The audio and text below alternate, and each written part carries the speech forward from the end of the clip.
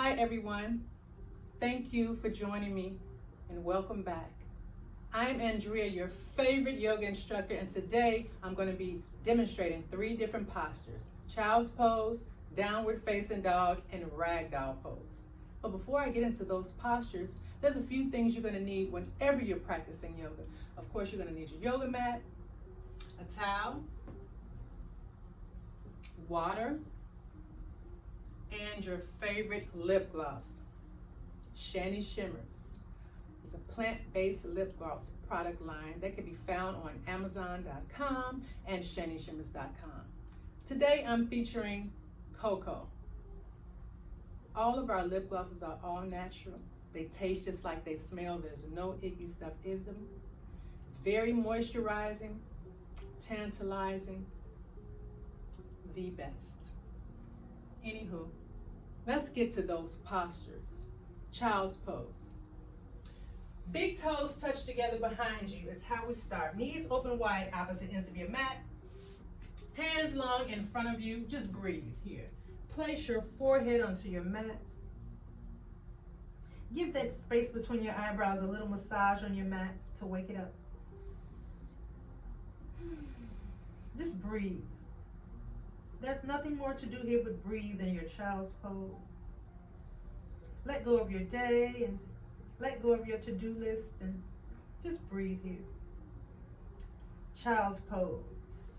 This is the full expression of child's pose. So knees are wide, toes are touching, hands are long, and you're just resting here. If you need a customization in this posture, this might be too much for you.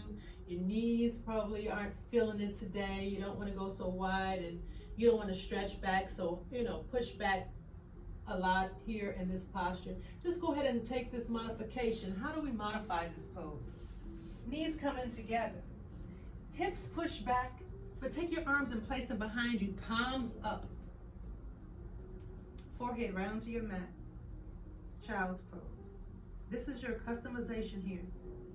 It depends on how you're feeling, how your body feels on the day you're practicing. It would determine which modification you take. You can go for the full expression or you can modify this posture. Child's pose. Again, this pose is your friend. So whenever you're practicing yoga, say you're in a studio and you're practicing and you get tired, you do not need permission to take it. Just take that pose. That pose is your friend. Again, even if you're not in the studio, you are at home and you're dealing with the realities of life and the stresses of the world, just take that pose. It's your friend. You don't need permission. This posture helps reduce anxiety. It helps reduce the stress. It's overall a full body rest is what it creates, a rest of the entire body. It's a neutralizing posture, and it creates this slowness of the heartbeat.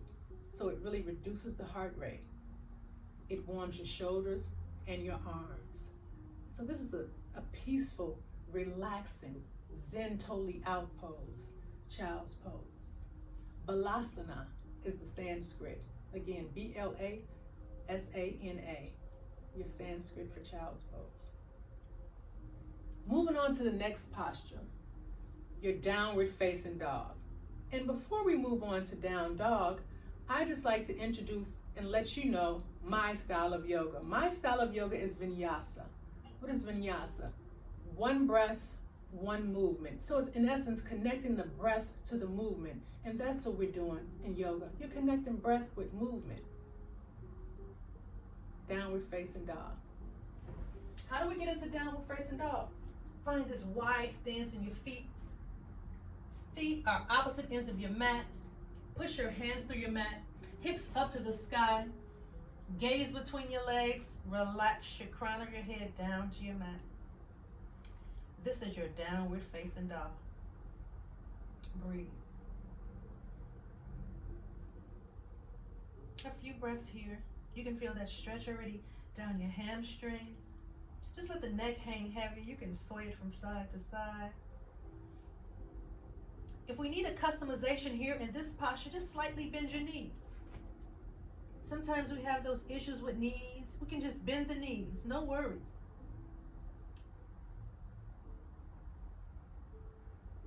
The benefit of this posture The head is below the heart.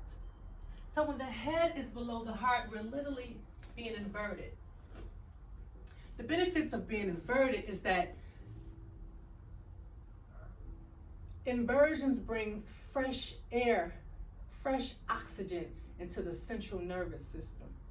This posture helps opens up the shoulder blades, the shoulder girdle, and the trapezius. You can feel that all through the trapezius and the shoulder blades. You can feel that it decompresses the spinal cord and the spinal columns. It decompresses that. You can feel that as you're in that pose. All of this, the muscles is working in the hamstrings, downward facing dog, and you get that inversion. So it creates this clean oxygen to the central nervous system. So this is downward facing dog. Adho Mukha Savasana. This is your Sanskrit. Let's move on to the third posture of the day, the ragdoll pose. Uttanasana. So you come into ragdoll again from this wide stance. Send the crown of your head down to the earth. And you're literally hanging like a ragdoll. Shake your hair from side to side. You can grab for opposite elbows here. Sway from side to side if you like here. Ragdoll, knees are bent straight.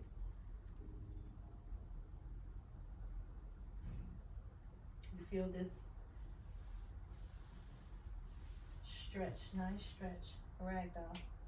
If you need a customization here in ragdoll, just go ahead and bend your knees. Again, we're inverted so that oxygen, fresh oxygen is going through the entire central nervous system. Ragdoll pose. This stimulates and rinses the abdominal organs. It soothes and neutralizes the central nervous system. This is the brain and the spinal column. So the central nervous system, all of this is what it oxygenates. It opens the back of the neck, the body.